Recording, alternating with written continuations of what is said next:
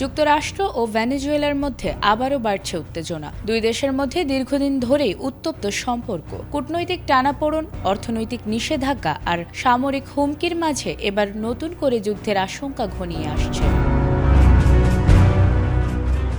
Maduro সরকারের বৈধতা, মাদক পাচার, মার্কিন নিষেধাজ্ঞা, তেলের ওপর নিয়ন্ত্রণ এবং তাকে ক্ষমতাচ্যুত করার মার্কিন প্রচেষ্টার কারণে ভেনেজুয়েলা ও যুক্তরাষ্ট্রের মধ্যে দিন দিন উত্তেজনা বেড়েই চলেছে। এবার এই উত্তপ্ত সম্পর্ক নতুন বিতর্কের সৃষ্টি করছে।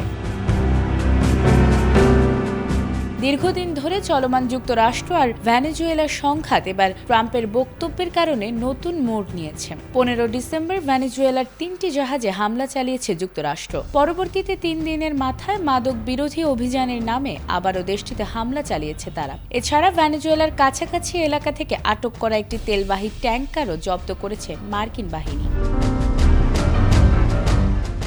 এ বিষয়ে প্রেসিডেন্ট ডোনাল্ড ট্রাম্প বলেছেন, ভেনেজুয়েলার সঙ্গে যুদ্ধের সম্ভাবনা উড়িয়ে দেয়া যাচ্ছে না। শুক্রবার মার্কিন সংবাদ মাধ্যম এনবিসিকে দেয়া টেলিফোন সাক্ষাৎকারে ভেনেজুয়েলা পরিস্থিতি নিয়ে প্রশ্ন করা হলে ট্রাম্প এই ঘোষণা দেন।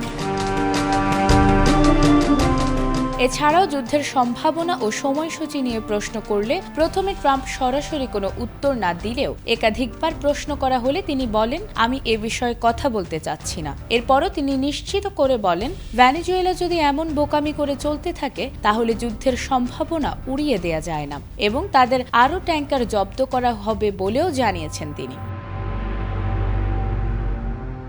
নির্বাচনে জয়ের পর দেয়া ভাষণে ট্রাম্প বলেছিলেন, নতুন করে যুদ্ধ শুরু করবেন না, বরং যুদ্ধ থামাবেন। আর এ কারণে নির্বাচনের প্রচারণার সময় যুক্তরাষ্ট্রকে বিদেশি সংঘাত থেকে দূরে রাখার প্রতিশ্রুতিও দিয়েছিলেন তিনি।